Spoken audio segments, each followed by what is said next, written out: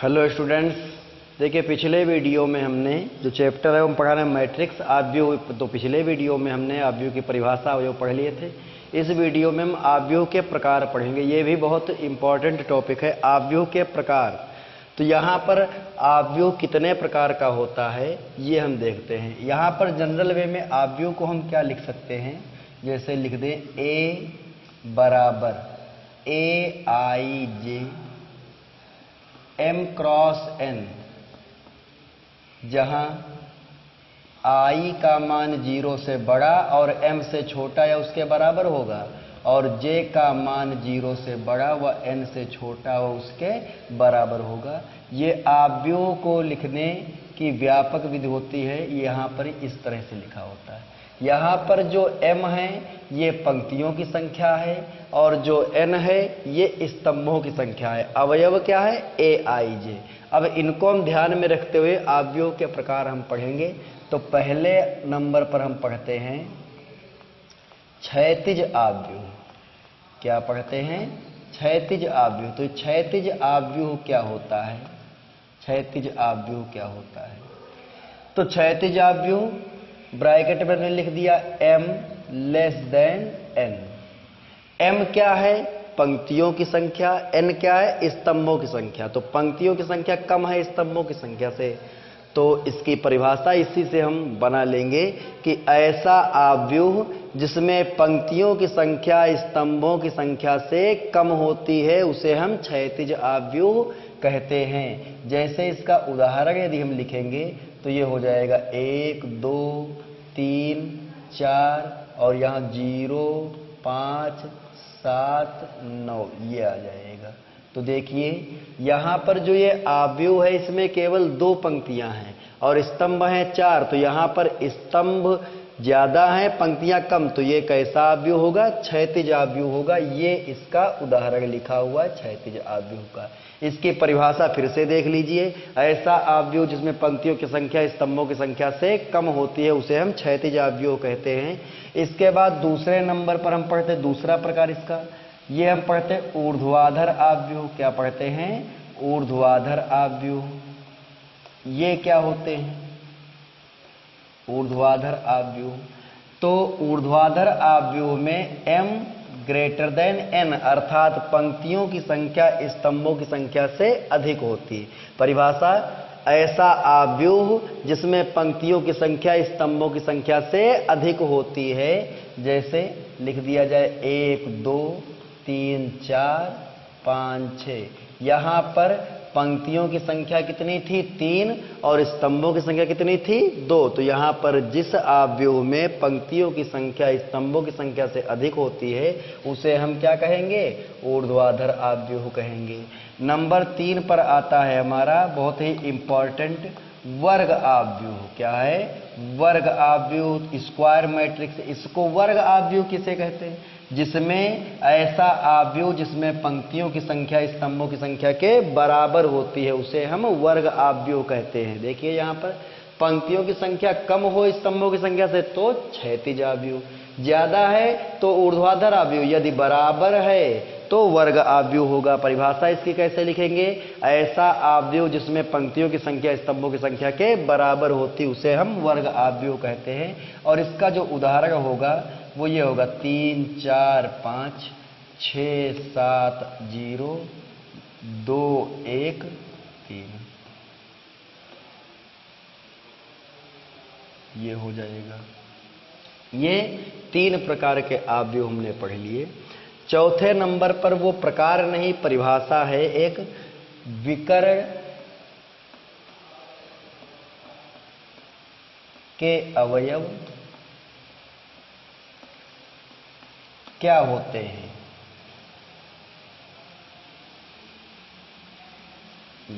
विकर्ण के अवयव क्या होते हैं ये हम समझेंगे पहले। तो किसी वर्ग आव्यूह के, ध्यान रखिए विकर्ण के अवयव सदैव वर्ग आव्यूह में लिए जाएंगे। तो किसी वर्ग आव्यूह के ऐसे अवयव जिनके लिए पंक्ति और स्तंभ का मान समान होता है। किसी वर्ग आव्यूह के वे अवयव जिनके लिए पंक्ति और स्तंभ का मान समान होता है वो विकर्ण के अवयव कहलाते हैं। जैसे यदि अवयव ए आई जे है तो वो विकर्ण का अवयव तब कहा जाएगा जब आई का मान किसके बराबर होगा, जे के बराबर होगा। जैसे एग्जाम्पल यदि हम पढ़ें तो ये होगा A11 ये विकर्ण का अवयव होगा, A22 ये भी विकर्ण का अवयव होगा, A33 ये भी विकर्ण का अवयव होगा। क्यों? क्योंकि इसमें पंक्ति और स्तंभ दोनों के मान समान हैं। तो यहाँ पर ये हैं हमारे विकर्ण के अवयव। किसी वर्ग आव्यूह के वे अवयव, किसी वर्ग आव्यूह के वे अवयव जिनके लिए पंक्ति और स्तंभ के मान समान होते हैं उन्हें हम विकर्ण के अवयव कहते हैं। अब इसके बाद मुख्य विकर्ण की बात करते हैं। मुख्य विकर्ण क्या होता है, इसका एक उदाहरण हम लिख लेते हैं विकर्ण के अवयव पर आधारित। जैसे हमने लिखा 2, 3, 4, 6, 7, 0, 9, 2, 1। तो यहाँ पर एक चीज ध्यान से देखिए, ये एक वर्ग आव्यूह है क्योंकि पंक्तियों की संख्या स्तंभों की संख्या के बराबर है। तो आव्यूह कैसा होता है, वर्गाव्यूह। अभी हमने परिभाषा में बताया था। विकर्ण के अवयव कौन कौन से, पंक्ति स्तंभ के मान बराबर हैं, जिस पंक्ति के उस स्तंभ के। तो ये पहली पंक्ति पहले स्तंभ का अवयव ये 2 है, दूसरी पंक्ति दूसरे स्तंभ का अवयव 7, तीसरी पंक्ति तीसरे स्तंभ का अवयव 1 है। तो ये तीनों जो है वो विकर्ण के अवयव हैं। और विकर्ण के अवयव जिस रेखा के अनुदिश स्थित होते हैं उस रेखा को हम क्या बोलते हैं, मुख्य विकर्ण। क्या बोलते हैं, मुख्य विकर्ण बोलते हैं। मेन डायगोनल, प्रिंसिपल डायगोनल इसको बोलते हैं। तो मुख्य विकर्ण और विकर्ण के अवयव ये क्लियर हो गया होगा। मुख्य विकर्ण फिर से सुन लीजिए कि किसी वर्ग आव्यूह के विकर्ण के अवयवों के अनुदिश जो रेखा होती है या विकर्ण के अवयव जिस रेखा के अनुदिश स्थित होते हैं उसे हम मुख्य विकर्ण कहते हैं।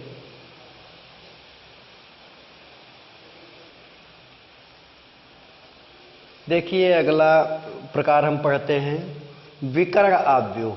तो इसकी जो परिभाषा है उसको समझने के लिए विकर्ण के अवयव और मुख्य विकर्ण का समझना बहुत ही आवश्यक है।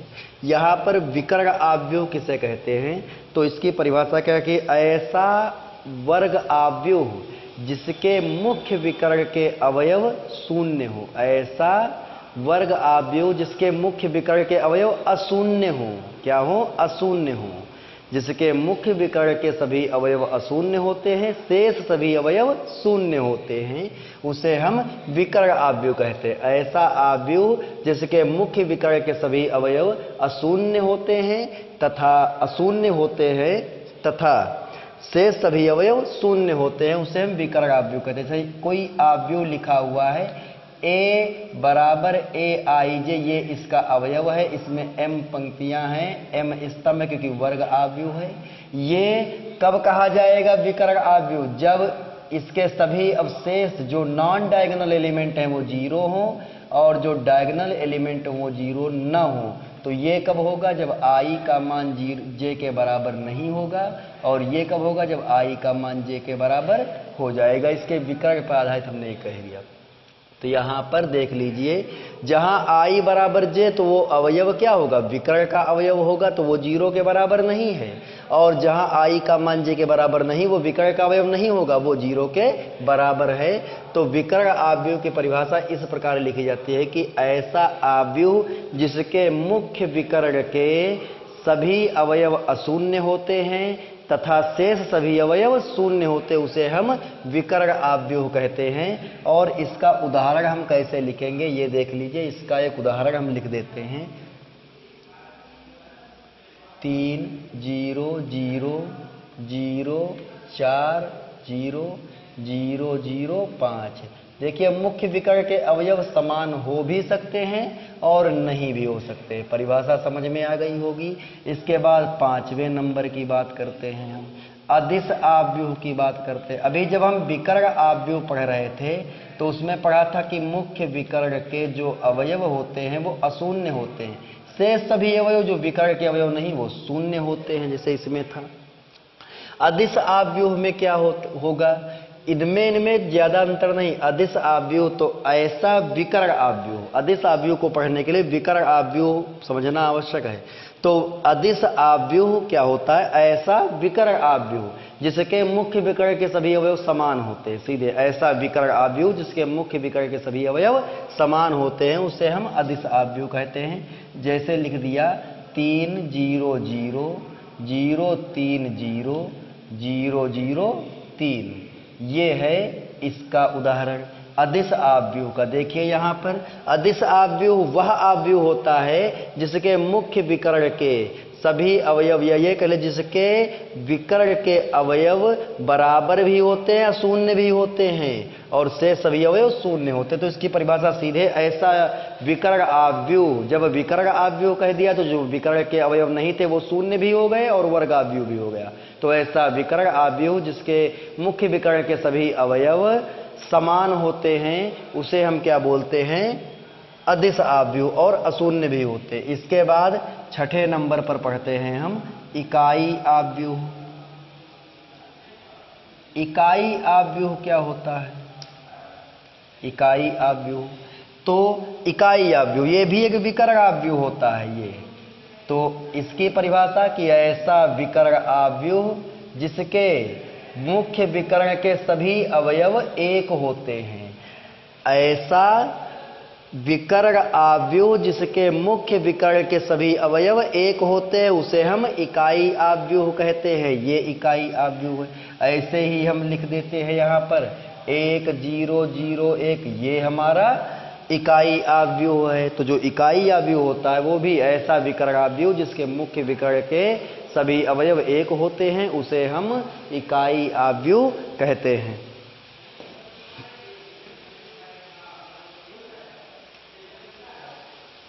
इसके आगे हम पढ़ते हैं ऊपर त्रिभुजीय आव्यूह।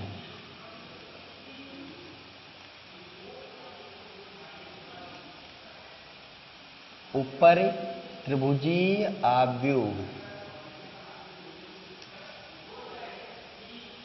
और दूसरा होता है निम्न त्रिभुजीय आव्यूह। इन दोनों की परिभाषाएं एक जैसी हैं, ज्यादा अंतर नहीं है।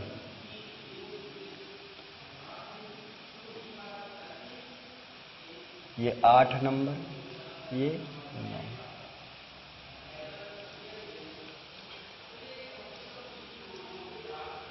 चलिए इसको मिटा, जो भी नंबर है वो देख लीजिएगा।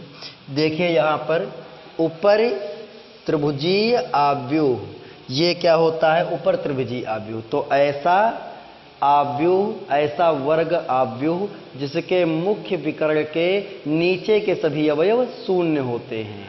ऐसा वर्ग आव्यूह जिसके मुख्य विकर्ण के नीचे स्थित सभी अवयव शून्य होते हैं उसे हम ऊपर त्रिभुजीय आव्यूह कहते हैं। जैसे लिखा A B C 0 E F 0 0 M, ये तो देखिए जो मुख्य विकर्ण है हमारा, विकर्ण के अवयव जिस रेखा के अनुदिश हैं वो मुख्य विकर्ण है। ये मुख्य विकर्ण है। इस मुख्य विकर्ण के नीचे स्थित जितने भी अवयव हैं वो शून्य हो और ऊपर स्थित अवयव अशून्य हो विकर्ण सहित, तो उसे हम ऊपर त्रिभुजीय आव्यूह कहेंगे। ऐसा वर्गाकार आव्यूह जिसके मुख्य विकर्ण के नीचे स्थित सभी अवयव शून्य होते हैं उसे हम ऊपर त्रिभुजीय आव्यूह कहते हैं। निम्न त्रिभुजीय आव्यूह इसका उल्टा होता है। तो ऐसा आव्यूह जिसमें मुख्य विकर्ण के ऊपर के अवयव जो होते हैं वो शून्य होते हैं, जैसे A B C E M N 0 0 0, ये है हमारा, ये मुख्य विकर्ण है। और इस मुख्य विकर्ण के ऊपर स्थित जितने भी अवयव हैं वो 0 हैं। तो ये कैसा है? निम्न त्रिभुजीय आव्यूह है। ये ऊपर त्रिभुजीय आव्यूह क्या होगा? ऐसा आव्यूह जिसमें मुख्य विकर्ण के नीचे के सभी अवयव 0 होते हैं उसे ऊपर त्रिभुजीय आव्यूह कहते हैं। निम्न त्रिभुजीय आव्यूह क्या होता है? कि ऐसा वर्गाकार आव्यूह जिसके मुख्य विकर्ण के ऊपर स्थित सभी अवयव शून्य होते हैं उसे हम निम्न त्रिभुजीय आव्यूह कहते हैं। इसके बाद पढ़ते हैं हम शून्य आव्यूह। क्या पढ़ते हैं? शून्य आव्यूह। तो ये क्या होता है? शून्य आव्यूह ऐसा आव्यूह जिसके सभी अवयव शून्य होते हैं उसे हम क्या बोलते हैं? शून्य आव्यूह। ये हमारा शून्य आव्यूह है। ये हमारा क्या है? शून्य आव्यूह। तो ऐसा आव्यूह जिसके मुख्य विकर्ण, जिसके सभी अवयव शून्य होते, ये भी बढ़ा लीजिए। देखिए इन दो आव्यूहों को, सभी अवयव जीरो हैं तो उसे हम क्या कहेंगे? शून्य आव्यूह कहेंगे। और यदि शून्य आव्यूह वर्गाकार है तो उसे हम ओ से लिखते हैं, कहीं कहीं पर इसे कैपिटल ओ से लिख देते हैं। तो शून्य आव्यूह क्या होगा हमारा? कि ऐसा आव्यूह जिसके सभी अवयव शून्य होते हैं उसे हम शून्य आव्यूह कह देते हैं। इसके बाद आगे बढ़ते हैं तो हम पढ़ते हैं पंक्ति आव्यूह। क्या पढ़ते हैं हम? पंक्ति आव्यूह। ये बहुत ज़्यादा कठिन नहीं है। पंक्ति आव्यूह बहुत आसान परिभाषाएं हैं। ये पंक्ति आव्यूह क्या होता है ये समझ लेते हैं। ऐसा आव्यूह जिसमें केवल पंक्ति एक हो, ऐसा आव्यूह जिसमें केवल एक ही पंक्ति हो, जैसे 1 2 3। देखिए इसमें एक पंक्ति है, स्तंभ 3 है, क्षैतिज रेखाएं 3 बनेंगी, ऊर्ध्वाधर रेखाएं 3 बनेंगी, क्षैतिज रेखा 1 बनेगी। तो ये पंक्ति आव्यूह है। तो पंक्ति आव्यूह क्या होता है? ऐसा आव्यूह जिसमें केवल एक ही पंक्ति होती है उसे हम पंक्ति आव्यूह कहते हैं। और स्तंभ आव्यूह क्या होता है? स्तंभ आव्यूह हमारा क्या होता है? जिसमें केवल एक ही स्तंभ हो उसे हम स्तंभ आव्यूह कहते हैं। n का मान 1 होता है। तो यहाँ पर ये हो जाएगा 1 2 3, इस तरह से लिख दो तो ये हमारा स्तंभ आव्यूह है। ये क्या है? पंक्ति आव्यूह। तो पंक्ति आव्यूह क्या होता है? जिसमें केवल एक ही पंक्ति होती है उसे हम पंक्ति आव्यूह कहते हैं। स्तंभ आव्यूह क्या है? जिसमें केवल एक ही स्तंभ होता है उसे हम स्तंभ आव्यूह कहते हैं।